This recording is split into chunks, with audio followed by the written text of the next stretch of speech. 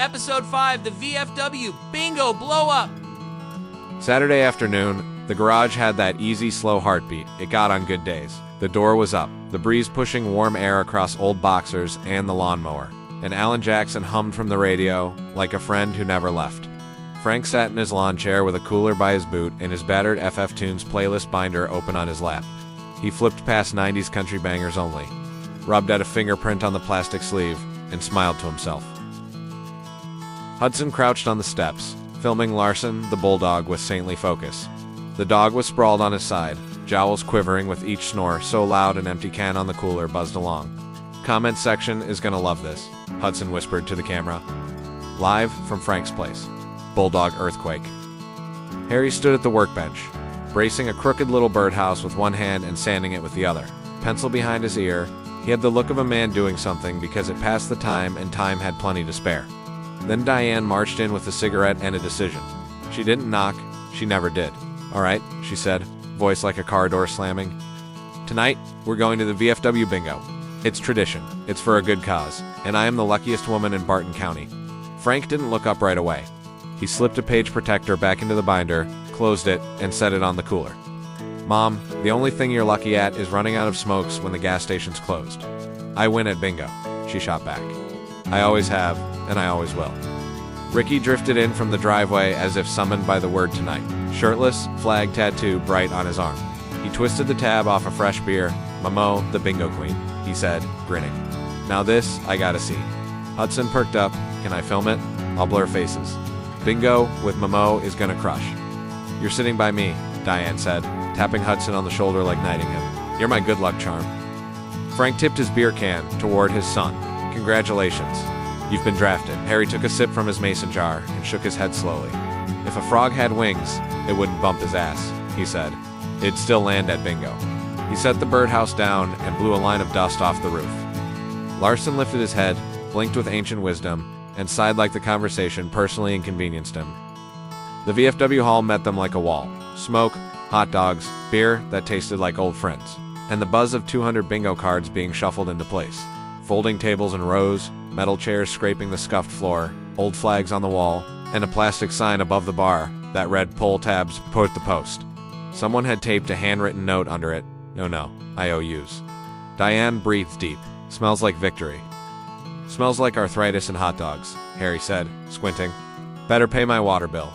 He went shuffling toward the restrooms with the steady confidence of a man who knew every public bathroom between here and the county line. Frank balanced a tray loaded with cards, and Dauber's Diane had bought every color left on the table because luck likes options. Mom, he said, the rainbow won't help your numbers. It changes the energy, Diane replied, as if that settled physics. Ricky's gaze locked onto the pull tab table, where two veterans in caps sold little cardboard tickets from tidy trays.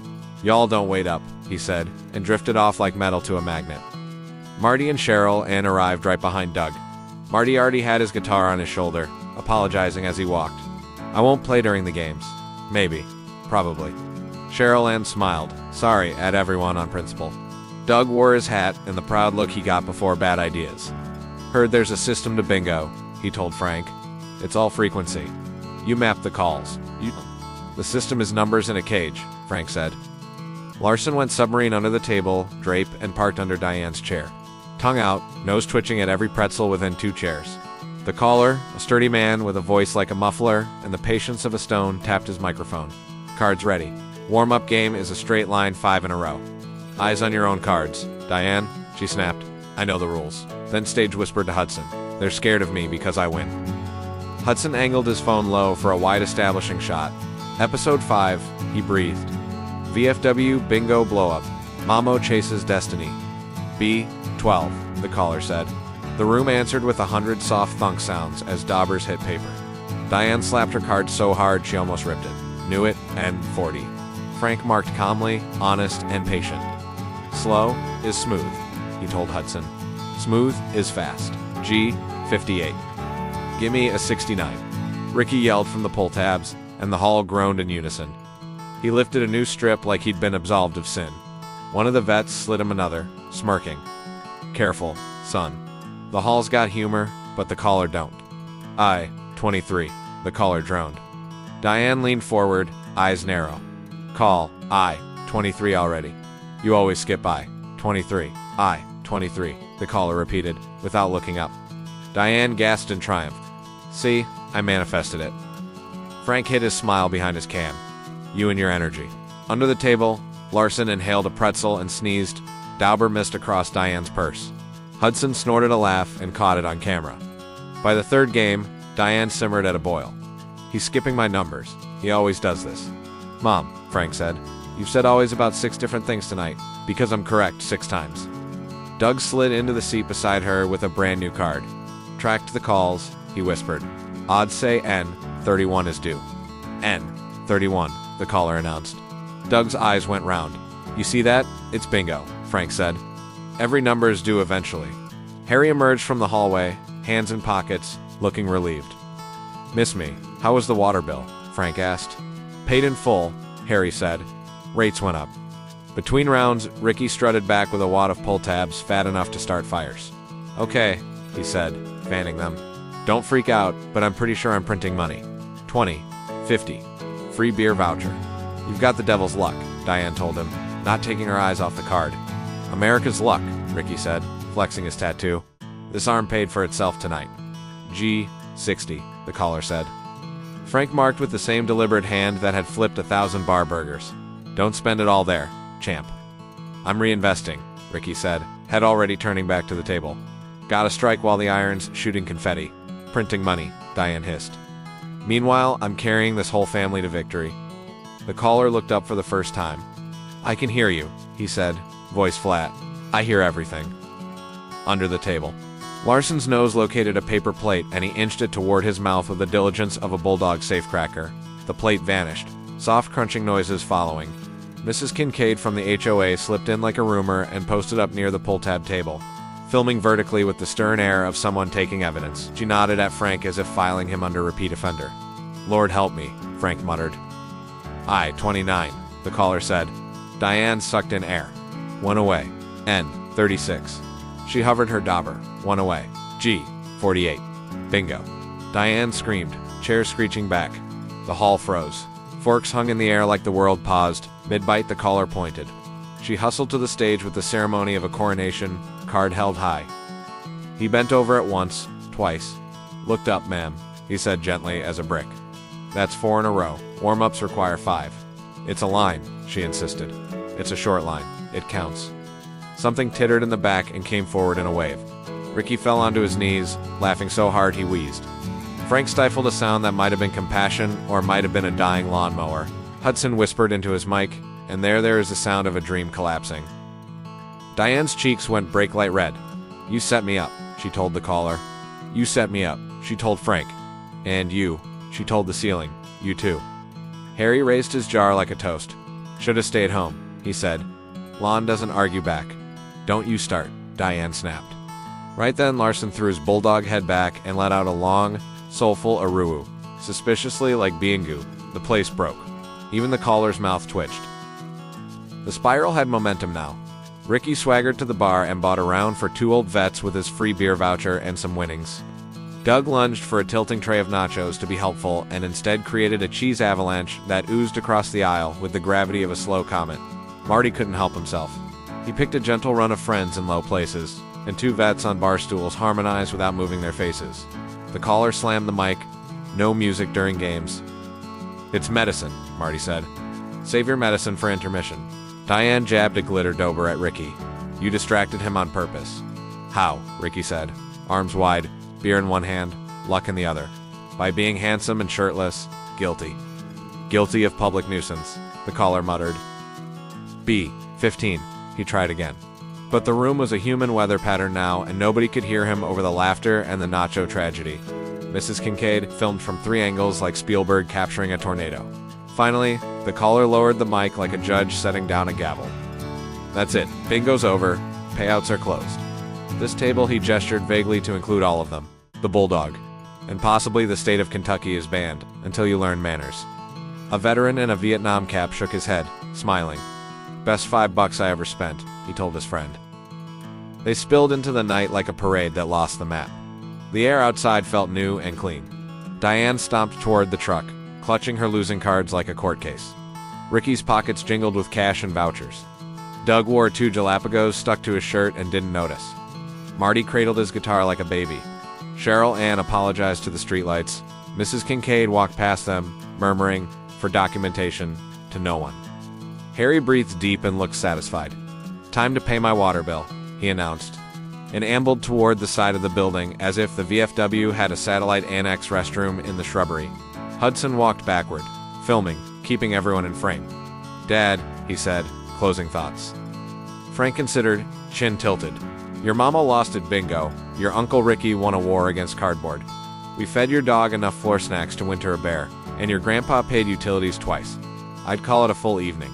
Bar's on me at our garage," Ricky declared. "We don't have a bar," Cheryl Ann said. "We do in our souls," Ricky said. Back home, the garage light made a golden square on the driveway. Frank slid the cooler to its proper spot, touched the lawnmower handle like a talisman, and checked the radio volume with the tenderness of a man setting mood. Diane took her porch chair and crossed her arms with so much force, a napkin moved. Hudson plugged his phone into the portable charger and started editing clips with the alert fury of a newsroom. Larson hopped into Frank's empty chair, turned in 3 small determined circles, and flopped with a groan. 2 pull tabs stuck to his jowl like metals. "Get out of my spot," Frank told him, which Larson interpreted as "please accept chin scratches." Ricky dumped his haul on Harry's bench. "Let's see. 20, 50, 20. Free beer I can't redeem here," which is discrimination. "Against common sense," Frank said. Harry peeled a pull tab off Larson's face and stuck it to the birdhouse like a badge. "Decoration," he declared. Diane stared at her stack of dabbers like a tiny army. "I should have won," she said, softer now, as if the wind was going out of her complaint. Frank slid a cold can across the concrete to her. "Here." She eyed it, then took it. "That caller had it out for me. He had it out for music and nachos," Frank said. "You were collateral damage?" "It was a line," she insisted.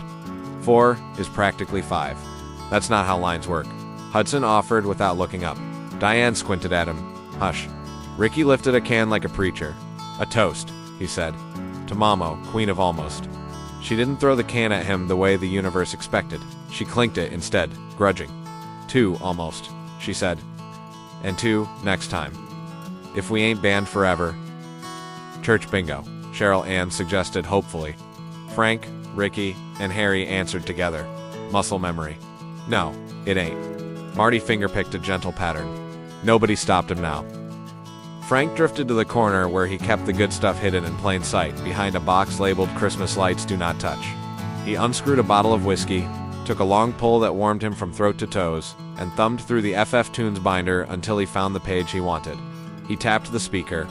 Brooks and Dunn's boot scooting, Boogie popped out like the room had been waiting for it. Hudson's head lifted. "Here we go." Frank leaped into a 2-step, boots thumping on the concrete, slapping his knees. Spinning with the whiskey bottle like it was a microphone built for exactly this garage, Ricky whooped like a rodeo and jumped in, sloshing beer everywhere, shirtless chest, shining with victory and poor decisions. Harry sat back, whistled a low harmony, and nodded his head like he'd built the song himself. Diane threw a hand up from the porch. "You're fools," she called. "It's past midnight." Frank spun, pointing. "Better a fool than a sore loser, Mamaw," the garage roared. Larson barked in rhythm, bulldog backup vocals, tail-thumping time against the chair. Lights from the porch made the dust in the air look like glitter. For a heartbeat in the middle of it, Frank's eyes drifted up and caught the old NASCAR poster he'd taped crooked to the wall years ago. The smile dipped just to flicker something in his chest, turning hard and soft at once. Hudson saw it through his lens and, for once, didn't narrate. The song rolled on. The moment passed. Frank shook himself, laughed, and hollered. "Larson, you're my pit crew tonight." The dog barked like he'd been promoted. Ricky tried to spin and nearly sat down on the cooler. Harry raised his jar. 2 pit crews and pull tabs. Diane took another drink and looked out at the yard, at the square of light on the driveway, at the family and the fools and the mess that was hers, whether she liked it or not. "Lord help me," she said into the night, but there wasn't much bite left in it. Hudson framed them all for the last shot, Frank twirling, Ricky hollering, Harry steady, as a fence post. Diane scowling with a smile she wouldn't admit to. Larson asleep again in the chair with a pull tab stuck to his face like a medal he'd earned by doing absolutely nothing. He lowered his phone a little and whispered the sign-off to himself. 1 haul, 1 false bingo, 1 whiskey-fueled 2-step. This was life at Frank's place.